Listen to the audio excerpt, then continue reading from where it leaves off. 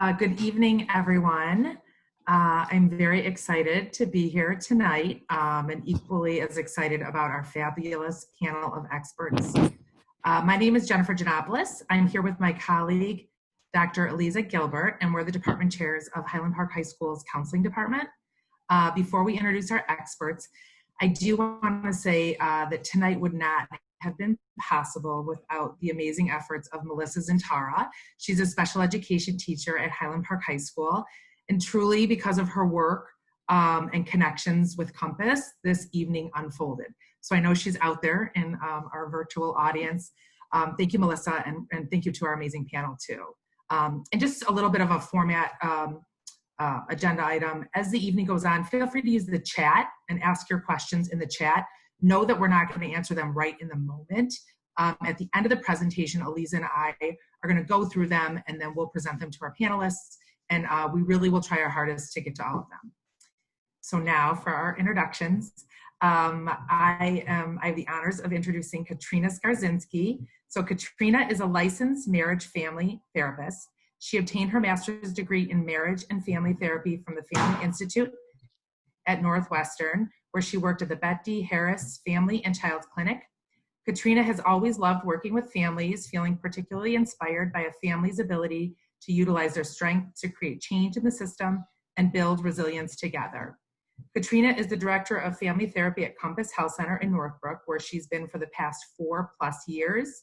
She works primarily with families in the child and adolescent programs, though enjoys working with individuals and families across the lifespan. Next panelist tonight is Rachel Fisher. Rachel holds a master's degree in social work from Loyola University Chicago, as well as a master's degree in child development from the Erickson Institute. Rachel has worked throughout the northern suburbs, providing individual, group, and family therapy to children, adolescents, and their families. Rachel has past experience working on an adolescent and young adult inpatient psychiatry unit, where she provided family therapy with the goal of stabilization and reintegration into school and community life. Rachel has been with Compass Health Center for 7+ years, working with both the child and adolescent programs, and is currently the director of the Adolescent Partial Hospitalization Program at the Compass Northbrook location. And our final panelist this evening is Dr. Alexander Timchak. Dr. Timchak attended medical school at Loyola University of Chicago Stritch School of Medicine and completed his residency training at Northwestern University in adult psychiatry and his children and adolescent psychiatry fellowship at Anne and Robert Lurie Children's Hospital of Chicago. He is the medical doctor at Compass Health Center in Northbrook, where he treats patients of all ages with severe mood and anxiety disorders in partial hospitalization and intensive outpatient treatment settings. So quite the panelists that we have for you with incredible amounts of expertise. And I do believe that Rachel is going to get it started. Dr. Timchak, did you want to do a brief overview of Compass? Sure. Thank you, Jennifer and Eliza. I just want to basically, for those of you who haven't heard of Compass, give you a little bit of a background that we are a partial hospitalization program in an intensive outpatient setting where we treat patients of all ages dealing with mood and anxiety disorders. And I just wanted to express our gratitude to District 113, Jennifer and Eliza, for having us. We've gotten a lot of questions from families, adolescents, teenagers, and their parents about not just the end of the school year, but what's going to happen this summer and into next school year. So we thought it would be a good idea to share some of our insights about what we think might be helpful and try and answer some questions. So please don't hesitate to use the chat function, and we'll do our best to save plenty of time at the end to answer your questions. And so with that, I'm going to hand it over to Rachel. Thank you. Thank you to District 113 for partnering with Compass Health Center for this amazing opportunity. We are hopeful that the information shared tonight will be helpful in navigating the ongoing and ever-changing needs of adolescents and their families during this challenging time. Our goal is to leave ample time for the question and answer portion to make this the most meaningful for each of you. With that being said, as we've said a couple of different times, please use the chat feature at any point throughout the presentation to submit your family's questions or concerns. Our agenda for this evening includes an overview of the impact COVID-19 has had on adolescents and their families as well as an opportunity to validate the various emotional responses that we personally and through our work at Compass have encountered in the past several months. Additionally, we hope to provide some practical application and coping skills, as well as ways to improve communication within your homes related to this difficult content. Finally, we will touch on a few recommendations for navigating the current transition from school year to summer, and then before you know it, from summer back to school year. While this goes without saying, COVID-19, its global impact, and the countless casualties it has created have marked an unprecedented time for all of us. For each of us, both individually and our families, regardless of our education or training, what is certain right now is uncertainty, and what is constant is change. Our responses and personal impact may vary based on where we are developmentally, environmentally, and in terms of the relationships and supports we have in place.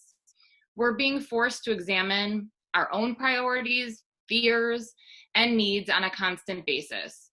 We're grateful that you chose to make time and space to be with us this evening. We're hopeful you will feel connected to this information, and please know that we will make all of our slides and several additional resources available after the webinar is complete. One area of change and growth that the COVID-19 pandemic has created is an opportunity to talk about our emotional states. Specifically, students, parents, and school personnel have had to share dialogues about the impact of this pandemic and how we feel.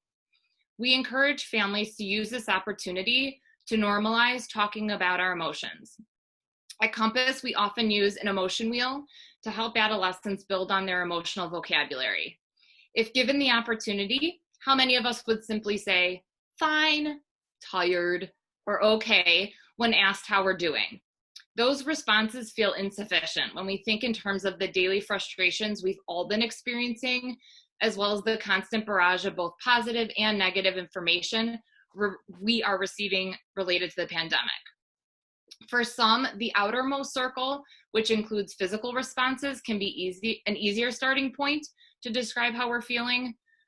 We encourage you to practice as a family using 2 emotion words to describe your own day. You'll be surprised how much more you understand the feeling states of those around you after just one go around.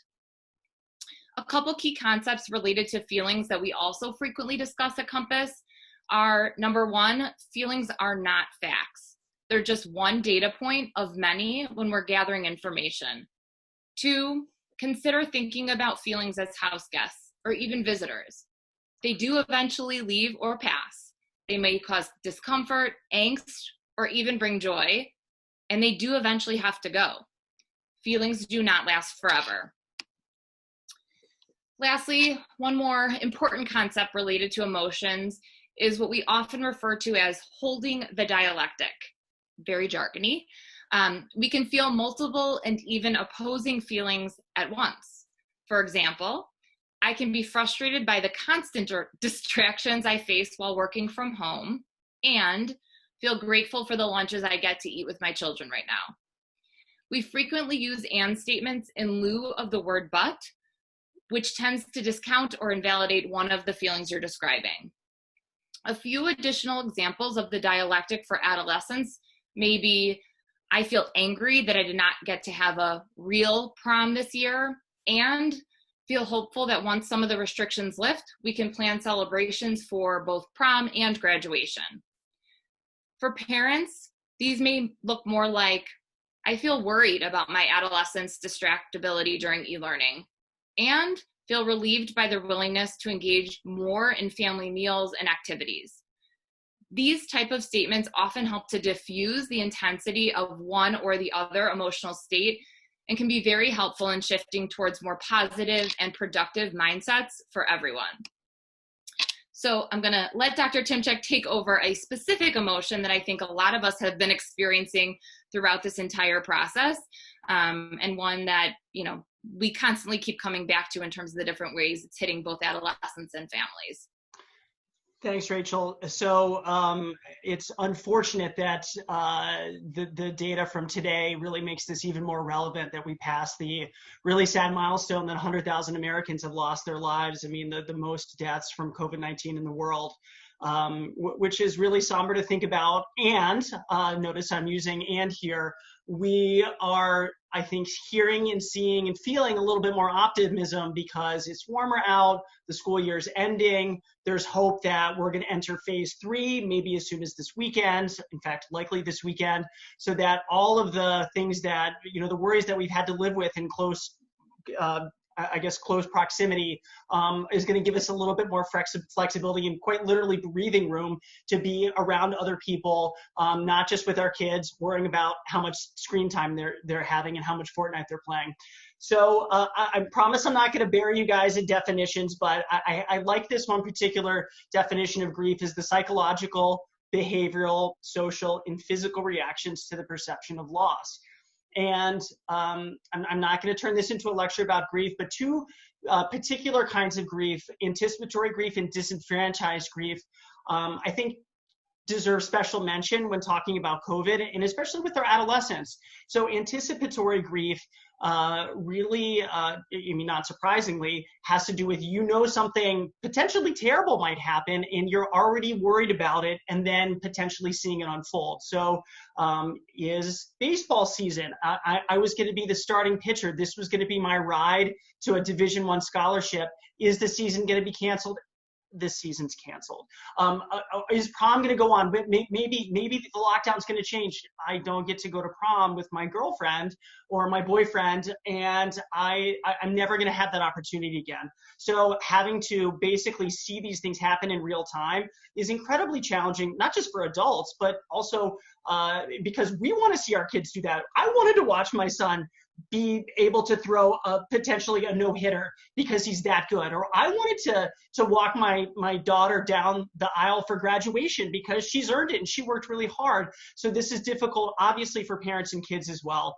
And then the disenfranchised grief, that has, before COVID, that was something that maybe reflected if you got a divorce or had a miscarriage, grief that really, as Americans, we're not really so good at talking about or experiencing or sharing with other people. And so as far as I can tell, not a lot of people, unless let's say you lived through Katrina or another hurricane or an earthquake, never had even the thought that you wouldn't potentially finish a school year or have to or not have to take finals. And so this is a whole new ball game for both our kids and us. And so we're both figuring it out together.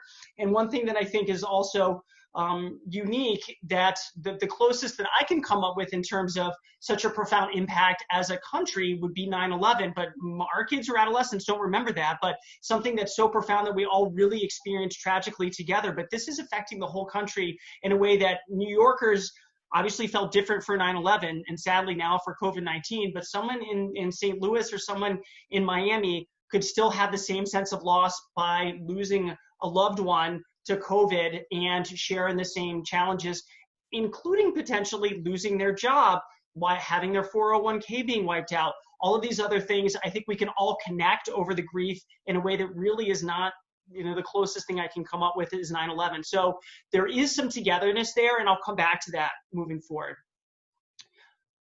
So I do like this concept of everywhere and nowhere, because we are seeing this impact, not just in schools, but in discussions about what's going to happen for college in the fall, this summer, what's going to happen with camp, with, my kid's School of Rock show was canceled. So, and also kids who maybe have been connected through TikTok, through Instagram, Fortnite, Roblox. That's great, but it's not the same. And having to adapt to only connecting through screen time, some kids love it. A lot of kids, they really can't handle it and really feel badly about it. So the in-person connection, losing the cherished activities, not being able to have a baseball season. And let's say you were in amazing shape. If my son was going to go pitch, go into baseball season, he worked out all winter just so he could be ready to go on that first preseason game. And now he doesn't get to work out with his team. So there's a physical capacity loss as well. And so I think these are things that impact our kids' identity and sense of self-concept. So a lot of the parameters that were unspoken, the scaffolding that supported our kids was ripped away, and without any point of reference, without being an adult or having executive functioning that's fully developed, a lot of kids who never had issues being self-starters and getting their work done, who never had issues or never failed to turn in an assignment, all of a sudden didn't really see any problem with it, or just didn't feel like they cared because it doesn't matter, because they're not seeing their favorite science teacher in the hallway, and they would feel really bad because their science teacher, they love them and they don't want to make their science teacher be upset by not turning an assignment. But losing that physical space, losing that physical connection also has ruptured some of those other things that were never an issue before. Can you advance it, Katrina? Thanks. So I promised I wasn't going to lecture you guys more about definitions, but some of you may have heard the Kubler-Ross grief states or change curve. And I just want to point out one thing here is that there's multiple different states: shock, denial, frustration, depression, experimenting with moving past grief, a decision to integrate grief, and then finally integration. So what I just want you to see here is that this is like a wave. One of the coping skills we talk about is riding the wave. But Kubler-Ross herself at the end of her life said, I maybe made a mistake that all of the stages of grief happen in a similar pattern. In short, that I just want you to get the message that your son or daughter may look like she's gotten to the last stage of grief, integration, and then 2 days later gets a frustration and denial. So it is perfectly okay to take a step back and say that I don't understand. You know, I thought she had gotten over the fact that she wasn't going to prom, and then be crying in her room because, you know, the dress that she had her eye on, she doesn't get to wear. So I just want you to recognize that there's not a lot of predictability in some of these stages. And so, which is hard to parent because you're experiencing, your children experience this for the first time. So to be able to take a breath as a parent and take a step back, it doesn't mean your son or daughter is falling apart or that they're going to struggle all summer. It may just be that they're experiencing this grief in a backwards fashion, but it doesn't mean that it's necessarily more intense or worrisome. And I'll get to some of the warning signs in just a bit here. So I don't want to forget the parents. Just like you're going to have a lot of strong feelings about not being able to see your daughter's senior year School of Rock show where she was going to be the lead vocalist, but you're struggling with stuff at work, right?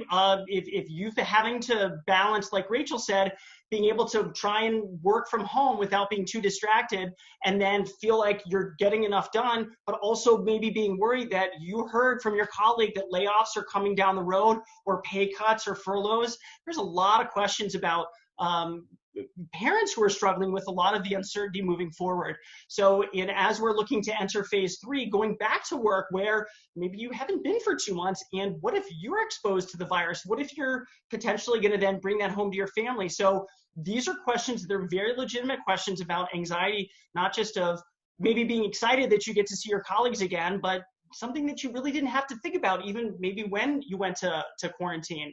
So having to work at crazy hours, having to mix boundaries that you never wanted to respond to emails at 10 o'clock at night, but you don't want to lose your job. So you're having to really push yourself. So this is a way the virus has impacted parents as well. And so having to be a parent, a cook, someone who's cleaning the house, a breadwinner, and potentially worrying about grandparents who don't have the opportunity for you to visit them. All of those are happening at the same point. It's a lot different from before, where maybe you were in your office, you could focus on work, and maybe you get a text or two for your kids asking for money, but then you'd be able to get home and shift into parent mode. Having to do multiple things in parallel at the same time is really challenging. So I think that's another kind of loss, that you didn't really have that ability to compartmentalize as a parent. And hopefully as we're shifting back into reopening, you'll get a little bit of some boundaries there so you can get balance again. But I just want to validate that this has been really hard for parents too. So I think for some parents, the way schools and districts have handled e-learning and trying to not basically impact kids who don't have the ability to do e-learning was a blessing. Some kids were like, sweet, I don't have to take finals. AP tests are only 45 minutes. I couldn't have dreamed for a better semester. Okay, for some kids, though, this was a nightmare. I spent all this time studying and preparing, and there's nothing I could do about it. And so my semester, I wish it didn't have to end this way. And now that we're looking into the summertime, and again, fingers crossed, we go to phase 3, but what if your kids are only supposed to hang out with 10 people, which is what they should be doing in phase 3. And they don't get to go to camp. What if this is going to be their 7th year at their camp where they're going to be a counselor and they're going to get all these awards, and they just found out this week that camp is canceled? That's a huge loss as well for our kids. Mm-hmm. So I really like this graphic, and in that it captures what we're doing right now, which is Zoom, and trying to have a graduation party for seniors, which was probably involving a parade in a car, a Zoom, with people honking, balloons on your front porch, having a Zoom with grandma and grandpa, but postponing that party. And so trying to recognize that they have accomplished so much to finish out the year, graduating 8th grade, graduating, senior year. And so do you plan a graduation party for September where grandma and grandpa would be feeling more comfortable coming? Trying to defer that doesn't hopefully minimize the effort and hard work that went into it, but also recognizing that it's okay to feel sad. This is different, and we still can hope to make the best of it, and it doesn't minimize all the hard work that you as parents put in too as well to get your son or daughter to get to the point of graduating. Mm-hmm. So some of the common reactions to the stress of not only being in lockdown, but being potentially so close to being able to see their friends again are probably not going to be surprising to read or hear. So changes in sleep patterns, increased nightmares, especially if your son or daughter had underlying anxiety. Some of the physical symptoms of anxiety, feeling nauseous, having headaches, not wanting to eat, especially maybe leading up to AP exams, because again, you don't have that in-person instruction, and a lot rides on some of these tests. And so those are fairly common reactions with an increase in anxiety. Irritability is a hallmark symptom of depression and anxiety in kids. And so even if your son or daughter was cool as a cucumber, even under pressure, being short with you, not wanting to see you, isolating, spending more time in their room, not wanting to get off their phone, those are common reactions because they don't want to think about all this stressful stuff. They want to self-soothe. And of course, the YouTube is the self-soothing, outlet for most of our kids.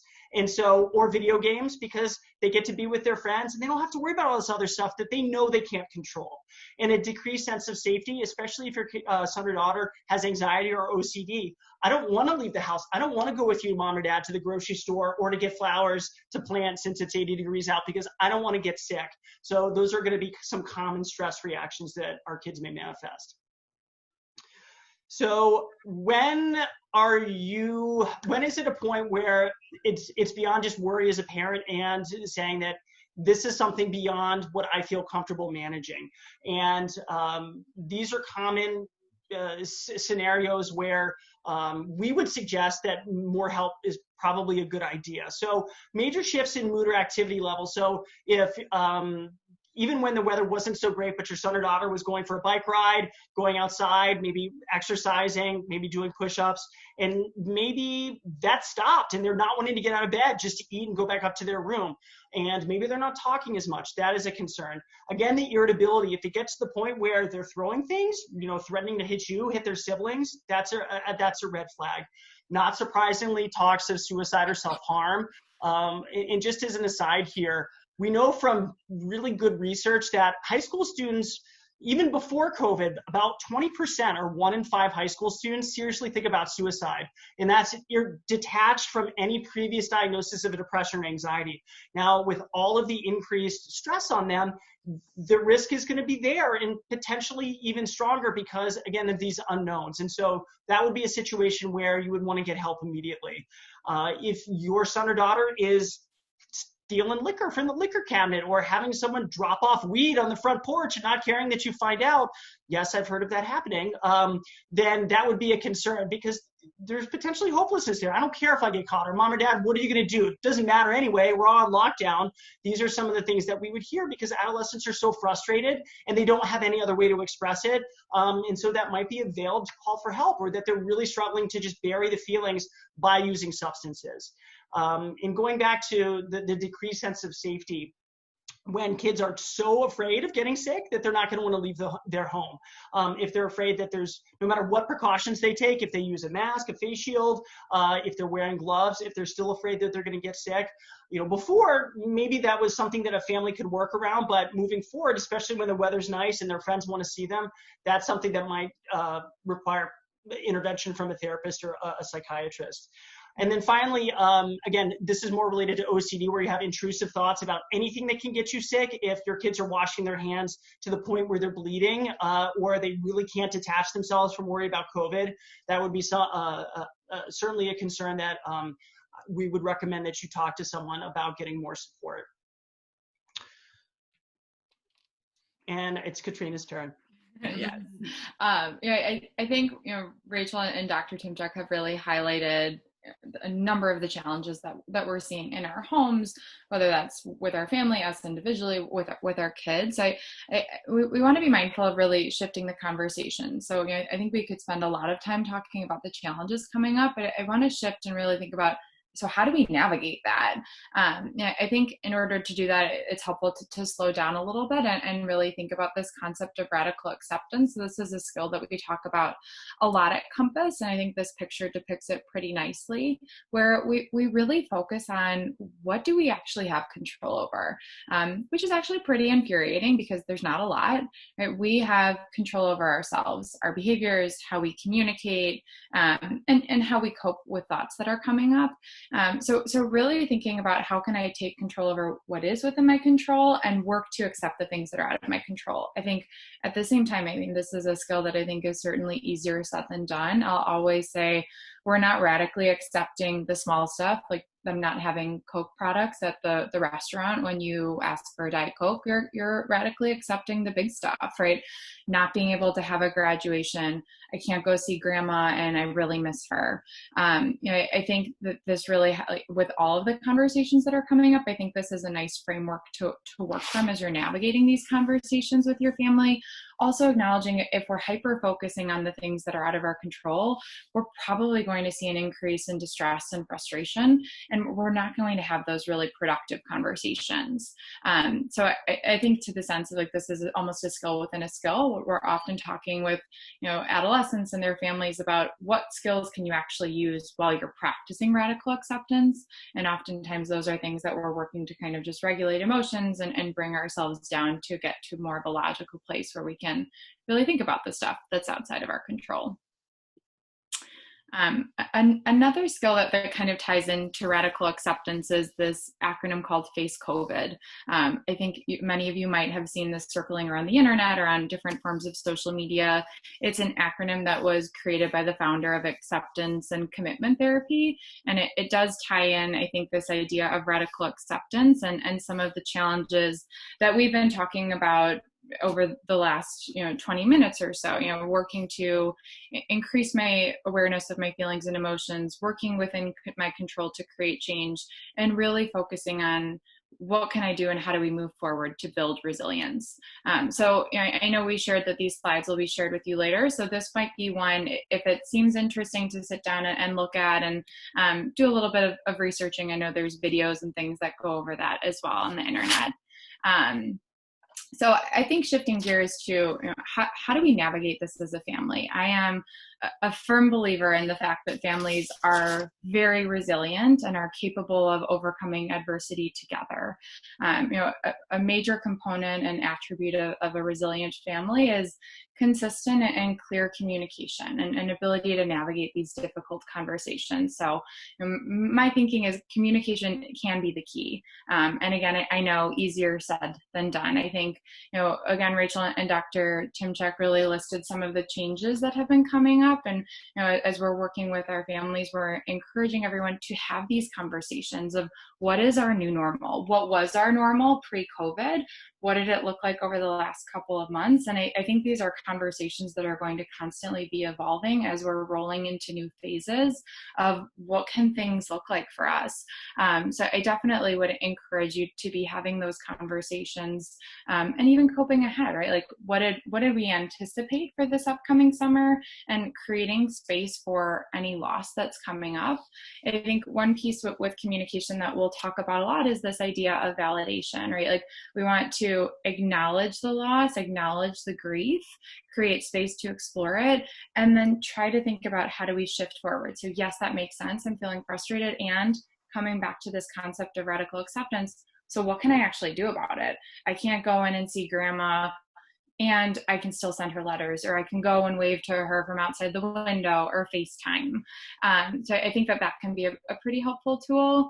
Oftentimes, and I think Rachel kind of touched on this with the emotion wheel, we're talking about being specific, really breaking down the emotions rather than I'm fine, I'm annoyed, trying to work through like, what has this been like for you? Are you feeling sad? Are you feeling relieved? And exploring a little bit of both, right? Like, what are the pros and cons to the current situation? I think this can also be an opportunity, for parents, caregivers, siblings, whoever's in the home to model. This is something coming up, as Dr. Timchak said, for all of us, right? This is impacting parents as well. And I think the more that we can be modeling for our children, I'm feeling sad about not being able to see grandma, about not being able to walk you down the aisle for graduation. We're normalizing it's okay to feel these emotions, and then coming back together to really partner. So now how do we move forward? I think this idea of co-regulation is really important as well, because again, easier said than done, but these are hard conversations to have. As we're navigating conversations of, I want to get out of the house, I want to go see my friends and have a party and have everybody over. That's not where we're at right now. And every family is going to be different with how you're approaching things. So I think really being mindful of, even as parents, like, where are you at and what are you coming in with? Are you in a place to have that hard conversation and set that limit? Or do I need to take space before engaging in it? And in the same sense, model for them, right? Like, I need to work on bringing myself down a little bit. I'm going to practice some skills, and then let's come back together and talk about this. I think boundaries is a really important piece as well. And I think this can come up in a lot of different ways. I think, oftentimes when talking about our new normal, it's, I miss getting out of the house and being able to go to the gym and have, my time to decompress, or having the separation of work and home, getting to go out and see my friends. So I think about those physical boundaries, really talking about what are we missing and how can we still have those boundaries in the home. But I think especially to Dr. Timchak's point, as we're rolling into phase 3, boundaries of our family, having that conversation in terms of our third new normal of what are our boundaries as a family. Your best friend might feel more comfortable and their family have, starting to socially distance and seeing more people, but we can still set a boundary as a family that we're not there yet. And, maybe that's that, unfortunately, Rachel, all of your friends are together, but we don't feel comfortable with you going over there at this time. And those are going to be hard conversations. So I do think that's an important piece to think about as with boundaries as well, and just preparing to have those conversations. And that kind of transitions into this piece of supportive parenting. I think we are hearing a lot of, this is hard, and how do we support our kids knowing that this is so new and there's uncertainty? We've never done this before. Do we still need to have a curfew? If we're home all day, can we just be on our screens more? So I really think this is, we're partnering with your partner, whether that's your spouse, a grandparent, whoever is in your caregiving circle, around how are we navigating any of these conversations, and being really consistent with any expectations that are coming up at home. We're talking a lot around, it's okay that there are still expectations, and in fact, expectations bring structure and routine, which is healthy and can really help with emotion and mood regulation. So, talking with your families around, as we're moving into the summer, what did we want the summer to look like? what does it have to look like now, and how can everybody still get their needs met in some way. But having those conversations around what are our expectations of everybody, you know, are there chores, is there a curfew, what are the expectations with social distancing, and really differentiating between this idea of like what's an expectation versus a suggestion, right? So if we have an expectation of you need to take a break from the screens for at least 2 hours a day, a suggestion could then be, hey, why don't you get out and go for a bike ride, or why don't you bake? But that expectation is still really tied in there. And I think consistency with those pieces as well. We touched a little bit earlier on this idea of validation and really creating space for any of the feelings that are coming up. I think it's really important to find this balance between, am I offering validation or more of a problem-solving approach? I think more often than not, all of us will respond in one of those two ways, and there's nothing wrong with either of them. It just might change moment to moment. So really even thinking about like, as we're having hard conversations, I'm frustrated about not being able to go see my friend. Okay, I get that. What do you need? Do you want to think through a solution, or do you want to sit in it for a little bit? And so really just thinking about what are the needs of everybody.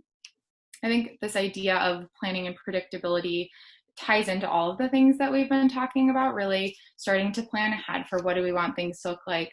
Predictability in terms of consistency in the house. What are our expectations? What are our plans?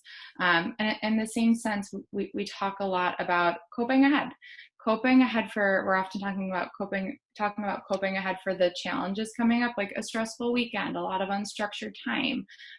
We can still be doing those things, but it's creating that space for conversation. So all of my friends are getting together at a bonfire this weekend and you're not letting me go out. That's really frustrating. Well, let's make a plan for how you can still have an okay weekend, right? And holding both. So I think these are just a few of the pieces that I think contribute to communication, but I would really encourage everyone to be having those conversations of what is our normal as a family, and partnering with your adolescent, right? They know themselves, and you might even hear like they know themselves better than you, but really trying to partner with them and think about how can we have a successful summer. So I know I'm kind of jumping ahead into the summer, and I want to transition things over to Rachel, who I know wants to reflect a little bit on just wrapping up the school year, but also moving into the summer as we're also moving into phase 3. Can I hop in for 1 second, Katrina? Yeah. I just want to comment on something that I think a lot of people have talked about, whether or not you have an older child or adult children, college kids who are back from the summer. I do think it's worth having conversations with them, God forbid I say this, like roommates as opposed to children, but that you have expectations of them to hold some of the structure and to provide some of the scaffolding, especially if there are younger siblings in the house. And maybe you're in a situation where, there's 3 more kids in the house or people in the house and there's only 2 bathrooms. And so that's going to lead to frustration, or that you have someone who can't return home because of an immunocompromised state, or grandma's living with you. That's going to make, obviously, day-to-day living much more difficult. So I think it's reasonable to include older, more mature kids in these conversations about what expectations are, so that parents can set limits and also say that, no, you don't get to take the car and come back in 72 hours and hang out with your friends in Lake House in Wisconsin, or decide that you're, just gonna hang out with your friends. That's not okay, and I need your help because I can't do this by myself. I think selectively having those conversations, especially because if younger kids see that, they're gonna feel like it's okay to have no expectations too, and that's gonna lead to a really difficult transition into the summer and then potentially into the fall as well. Mm-hmm. Great points. Yeah. I'm going to shift this slightly backward to just wrapping up the school year since it just ended. And then obviously moving fully into summer, because I know that District 113 has wrapped up for students. So we want to be sure to kind of start talking about the summer plan. So we want to be sure to underscore that this past school year, 19 to 20, albeit having switched to a virtual model mid-March, was by no means a wash. I think several very, very important lifelong lessons were accrued throughout this process of moving from school or work to home. For those that had these skills previously, the skills were put to good use or even fine-tuned. Students and parents alike were and continue to be forced to tolerate uncertainty and the ongoing changes to schedules, Zoom calls, meetings, distractions, and even the ever-changing state and governmental regulations.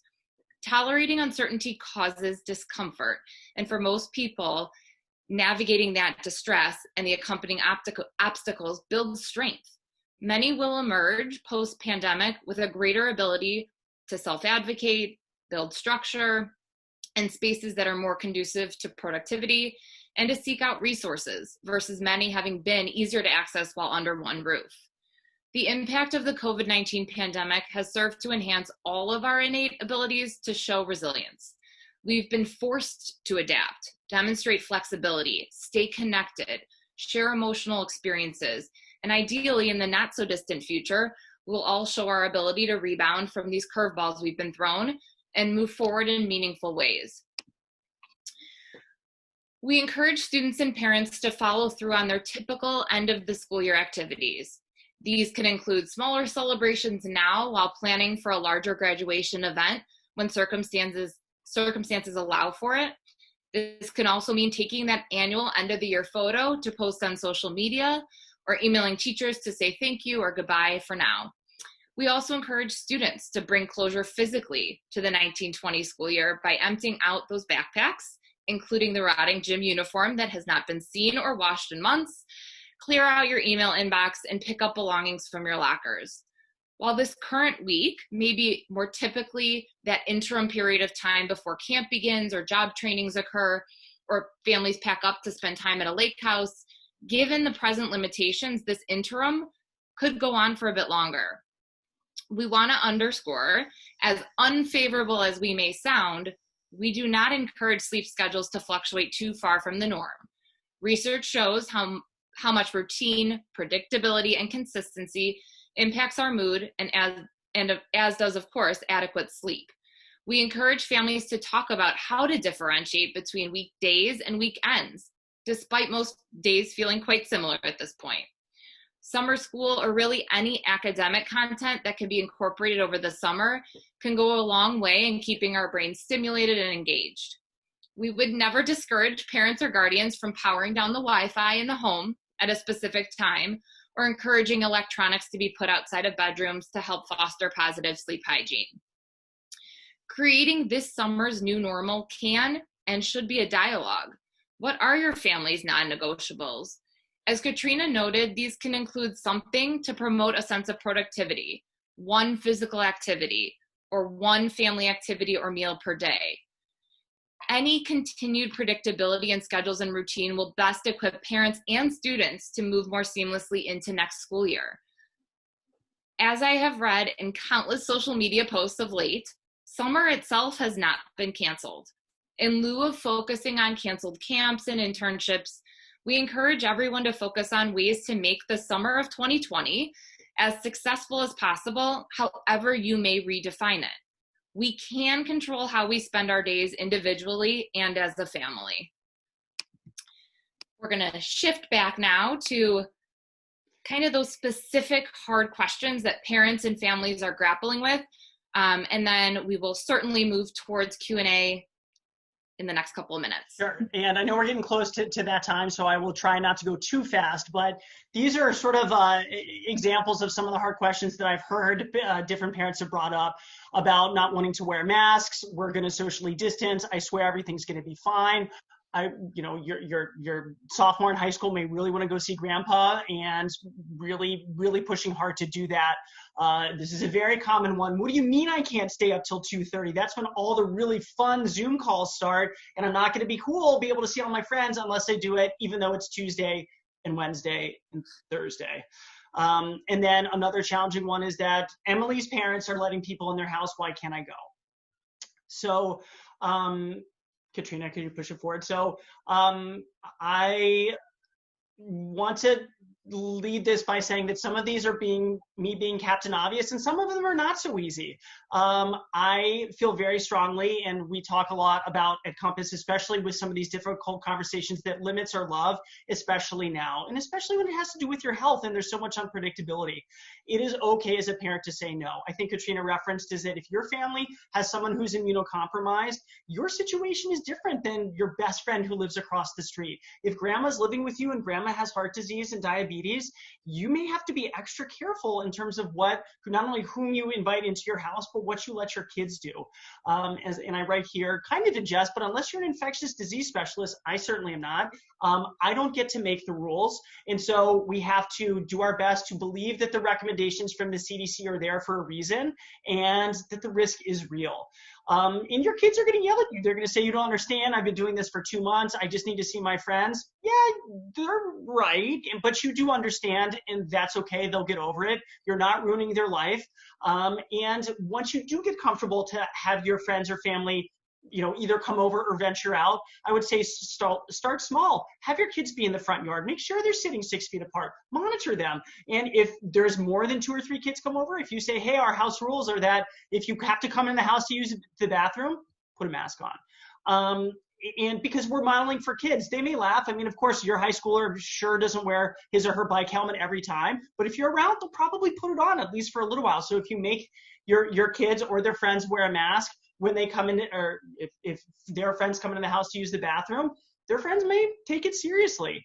And I know this is kind of a sobering thought, but fortunately, since the numbers are going down, less prominent. But when I started researching these slides, this was more of a concern. But if your kids are really pushing hard, thinking about how you would feel if they came back with a fever, with a cough, and your kid has asthma. Do I really want to take my kid to the ER? Was it worth it? That is a decision really as much for the parents as for the kids, because we know kids' executive functioning isn't fully mature. For guys, it's 26. For women, it's 25. So they're really not thinking about the consequences in many situations, especially because it's been so long since they've seen their boyfriend, their girlfriend, their best friend, and they may not care at this point. So as I said, you've made it this far. It's time to be sensible about what decisions you make and talk about it as a family. And there is going to be some risk, but be comfortable with whatever risk you're willing to tolerate. Mm-hmm. So the last slide before we get to questions is I'm kind of a big sports fan, but Adam Silver, the commissioner of the NBA, way back, and I'm sure some of you were really shocked when you saw the news headline that the NBA season was canceled after one player contracted COVID. That decision in of itself has made lots of ripples, not just in some media, but in the sporting world, because he did that. There was no March Madness. There's no MLB season. There was no hockey season. So he potentially exposed, according to one estimate, up to 1 million people from potentially getting the virus. That's not a small number. So as a parent, you may make unpopular decisions to protect not just your kids, but your extended family, especially those with health conditions that put them at higher risk. And just because it's unpopular doesn't mean it's the wrong decision. In fact, it might be the right decision. And I think on that note, it's time for questions. So thank you for listening, everybody. We really appreciate it. And we'll go to the first question. Let's bring the moderators. Oh, yeah, thanks, Eliza. So our first question is from Melissa, and she wants to know, how do parents and students cope with the possibility of remote learning in the fall? I mean, Katrina, how many times did you discuss cope ahead? I'm going to hand this one just for you to start off, just given that kind of concept. And I think this is one that's pretty consistently coming up in family sessions as well. I think, it's tough because there's uncertainty. And so I think part of it is how do we sit in uncertainty that we don't know, but can we do a bit of both? Can we sit in all the options of it might be e-learning, it might not, and how really think about what worked for me, what were the ways that I navigated that, tolerated the stress, could those approaches be helpful in the fall? And I think the other part is, trying to stay in the present moment, that we don't know what the future will look like. And, I imagine at some point you'll be hearing from your schools about what the plan is, but can we create some space for the valid concerns of, I want to be back in the building, that's going to be so frustrating, and cope ahead for how to manage it, but also knowing come back to the radical acceptance piece of, I can't do anything about that right now, right? And trying to hold both. I think as parents, because I imagine that it's not just the question and concern / anxiety coming up for children, but for parents of, what would e-learning look like for us if we're at work, and if we're back on site at work, what does that look like? And I would, think about the same piece of sitting with, how did we navigate this the first time around? What worked, what didn't work, and really partnering with your family, spouse, whoever else again is in that caregiver circle of, when do we want to start talking about this more? But I think creating space for both the valid feelings and acknowledging there's uncertainty and I can't do anything about it right now. I don't know, Dr. Timchak or Rachel. Yeah, I would just add, so maybe some of you read in the news, I think maybe even 2 weeks ago now, that the entire University of California system said there's not going to be any live classes in the fall. Well, I just saw yesterday that NYU is saying we're definitely having in-person classes in the fall. So we're not NYU, we're not the U of C system, but it just shows that time does make a difference. And so I think trying to use the dialectic, I'm frustrated, I want to know, and I can try and be optimistic that if we continue to do a good job and social distancing works, there will be modifications, there's no question. There are going to be camps this summer once we get to phase 3, but the cohorts or the groups are going to be small, under 10. So does that mean our classes are going to be, 10 or below? Probably something like that, but I think the administrators, some of whom I've spoken to, are working really hard on this because they know everyone wants to be back in the building. I mean, there's no question about that, but they have to gauge their safety, the safety for your kids and safety for teachers as well, and follow state and federal guidelines. And so that's a lot of stuff to have to manage. And also with school budgets, they're not infinite. And so I think I feel encouraged because school districts, at least the ones I've talked to, and I believe everyone, are working really hard because they know you want to go back to work and need to have kids in the building, but they also don't want to jeopardize safety. So I don't know how reassuring that is, but I do think there is a strong possibility there will be maybe not a full component of live teaching, but certainly some, although I'm not a principal, but I do think that the governor on down wants that as well, so long as it can be safe. Mm-hmm. Nothing to add in that one. Thanks, Rachel. Okay, so our next question. So Rachel, you talked about the importance of routine, right? So what do you do when you have children, one needs routine, one doesn't, and then they both don't want it? Mm-hmm. So how do you create that routine when everybody's resistant to it? And I think this goes back to communication as the key component, really naming it, and sort of identifying that everyone under one roof may have very different needs, and what are the things that you guys are going to change as a family system.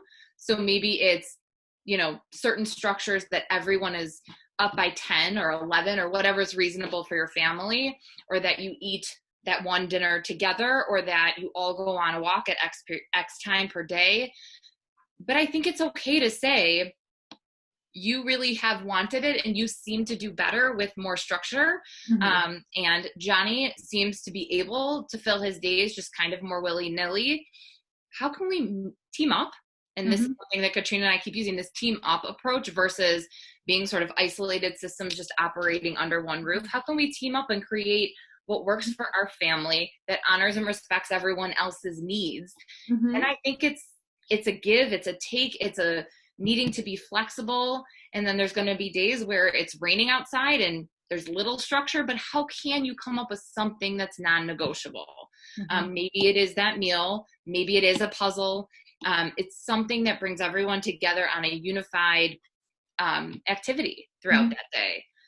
But it's okay to name that different siblings may have different needs throughout this process.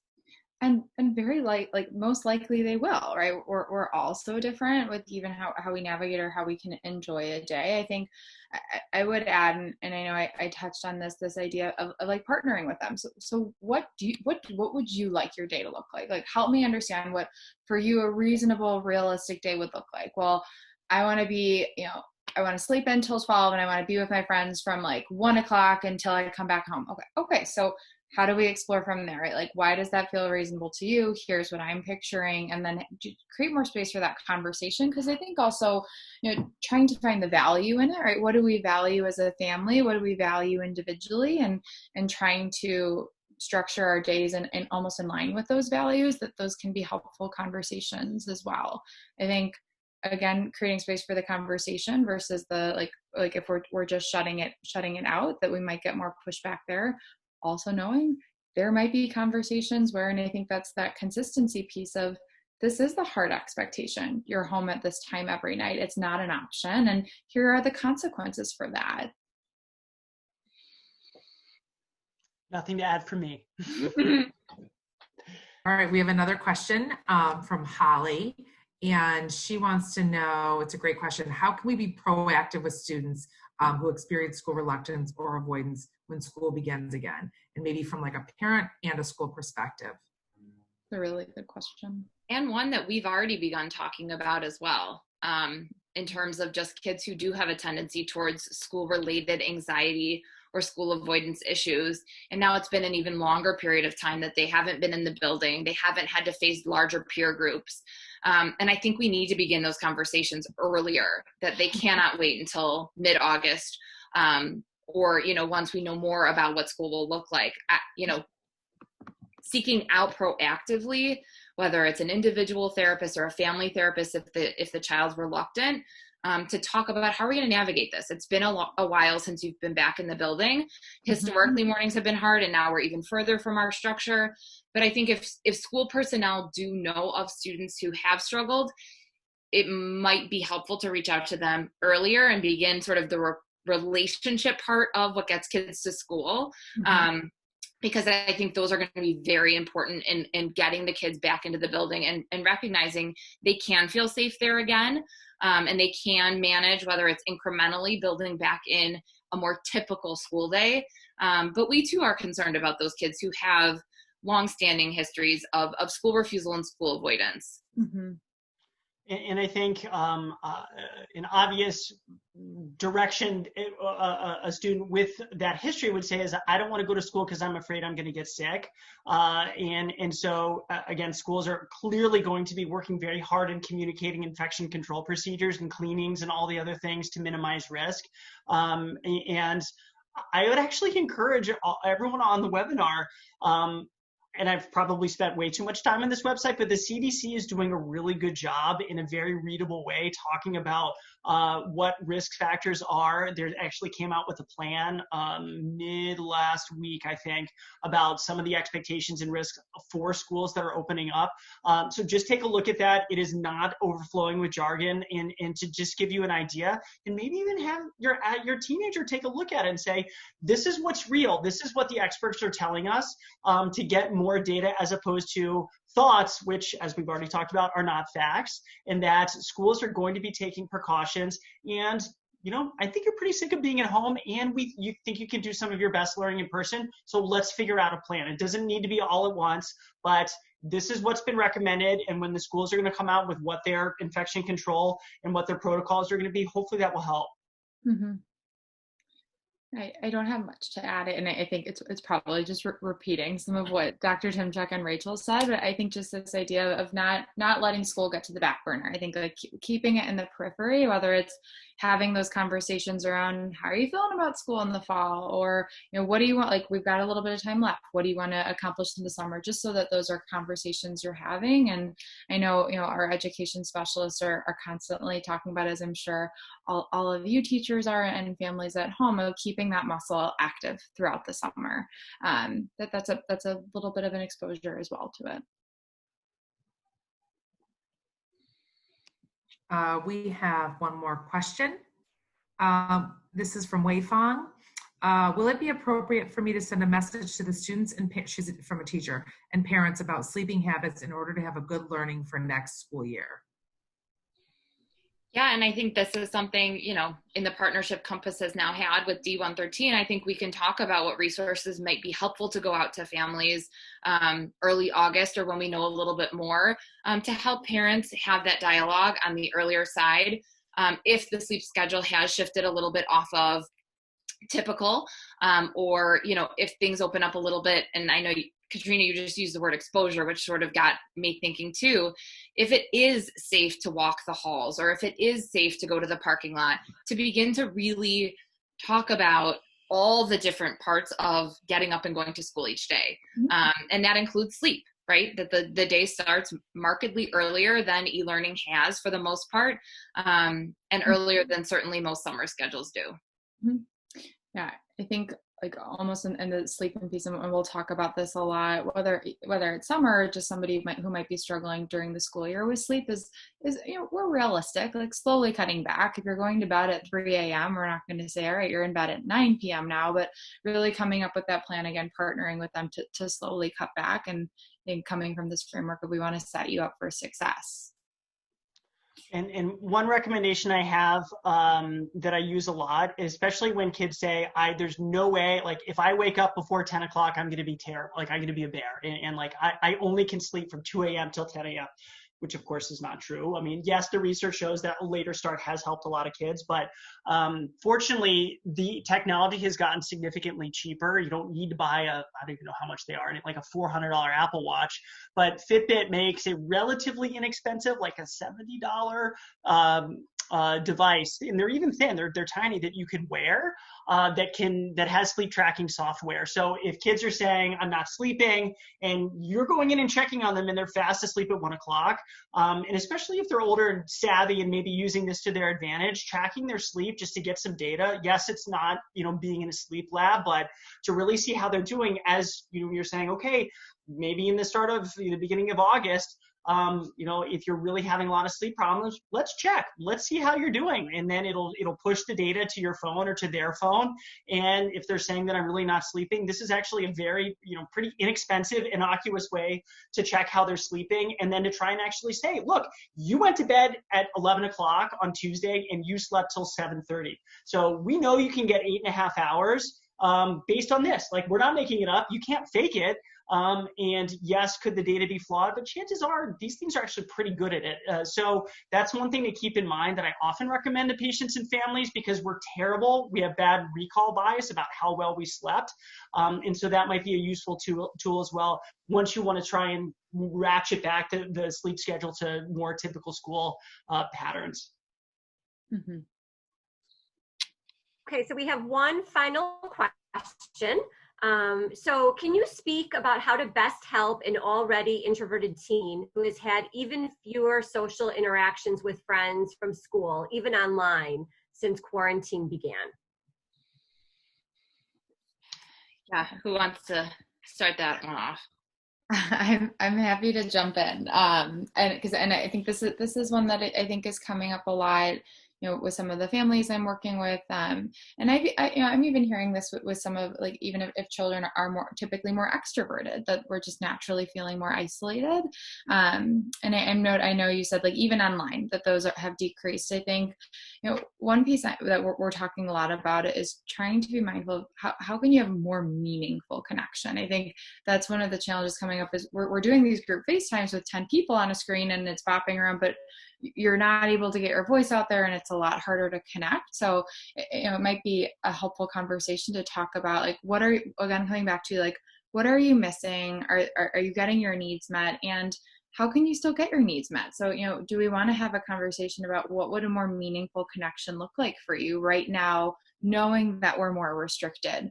You know, would it be, you know, often I'm talking with some kids about, like, if you're going to do a group FaceTime or a Zoom, like, do a game, do something interactive where you're really connecting with your friends. I think trying to be thoughtful of, is this, you know, more a result of COVID and the fact that we're all stuck at home and isolated, or I think reflecting back on, you know, some of Dr. Timchak's points earlier in the presentation of, could these be more warning signs, right? Or are you choosing to isolate and block yourself away from your friends? So kind of trying to sift out, like, what is what. Dr. T. Yeah, just to add to that, I agree, Katrina. And yes, it could be signs of depression or anxiety, or it could be something simpler than that. I think again, the scaffolding that was built into most of our adolescents' day, whether or not, again, it is being in a classroom where they didn't have to do anything and their friends were sitting right next to them, or they were eating lunch with them, or doing an after-school activity, or going to a sports team where all of these built-in connections were effortless for them. Of course, you had to drive them there, but effortless for the teens. And so all the things that they really kind of took for granted, and maybe their group of even a small group of 2 or 3 friends, maybe they were the more dominant or active friends, and your son or daughter was more passive and never really had to work for it, but they were good friends and they took care of your son or daughter and knew that he was or she were more introverted, and still it was okay because they knew she was shy or he was shy. So, and when that gets taken away because let's say their best friend or two isn't around and they went to visit grandma, or then that's a lot harder for them to get that momentum or inertia. So would it be reasonable to reach out to their best friend's mom or dad and say, hey, John's having a really hard time. He doesn't really want to hang out. So could you send Tommy over on his bike and just, I'll just have him sit outside and so we could say hi. I think that might sound a little sneaky, but once that face-to-face connection might happen again, it might wake something up inside. But again, not to get too Newtonian physics, but the inertia's gone, right? There's no push or drive to go outside. Maybe now that it's nice outside, it's better. So you may need to nudge them along a little bit. And if you feel comfortable doing that, reach out to the close connections that they do have and say, he doesn't really want to make plans with people, so I just want to see if this would be okay, just because I think he needs a little bit of a nudge. Yeah, you might get yelled at later, but I think it's reasonable to help and try. And you're not solving problems. If they just show up and say, yeah, Tommy, I talked to his dad and he came over, it might actually really impress and surprise your son or daughter that, okay, you guys recognize I'm having a hard time. And I do want to go back to Katrina's point that I'm a big advocate of asking, saying, hey, dude, what's going on? I know you didn't really want to hang out outside the house a lot before, but it's really nice outside. You used to go for, again, a bike ride or skateboarding. What is there something I can help with? Is there something that you need from me? But you've already spent 6 hours on your phone today and it's a beautiful day. So let's figure something out and I can help you make plans. But those are things that are supportive, they're validating, and you're not making assumptions. You're just recognizing as a parent, like, normally you would want to do something today. It's a beautiful Saturday. What can I do to facilitate that? And maybe name some plans.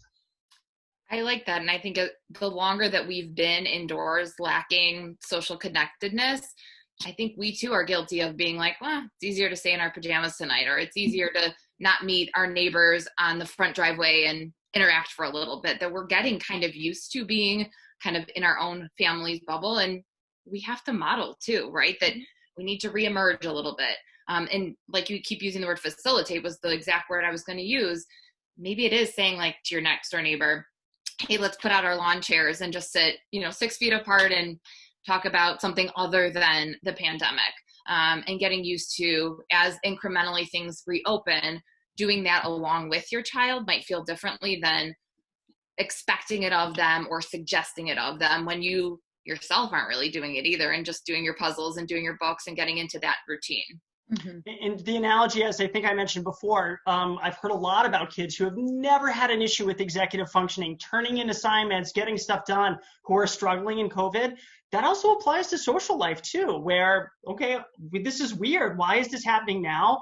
We don't have to know the answer, but we can see it happening. And in the same way that you're like, all right, I need to sit down with Tommy till he gets his last assignment done. He graduates 8th grade in 3 days. He's got 2 assignments and he's not going to do it himself. So, all right, dude, let's do it. I'm going to sit here till it's done. He may be upset, but he'll be thanking you once it's done and he gets to finish off the year. So again, there might be some pushback in the beginning, but it might really help to facilitate getting reconnected. Mm-hmm. I think that wraps up our wonderful hour with you all. Thank you so much. And I just want to say too, just from the counseling perspective, for parents that are listening, if anything comes up and you need an immediate resource, please, reach out to your child's counselor and we can certainly help connect you to additional supports. I believe you said that the slides are going to go out to participants from this presentation. Correct. Great. And all the information. So everybody will get that. In terms of contacting Compass too as a resource, can certainly be found on our website or through our main number. We have plenty of people who are still answering calls and scheduling intakes at this point. A lot of great positive comments in the chat, how wonderful you all were. So Compass team, thank you so very much. This has been awesome. Well, Thank you. thank you so much for Everybody has a having great us. night, and you can, yeah, thank you guys. Okay, take care, guys. Have a great summer. Bye, everybody. Thank Good night, you. everybody.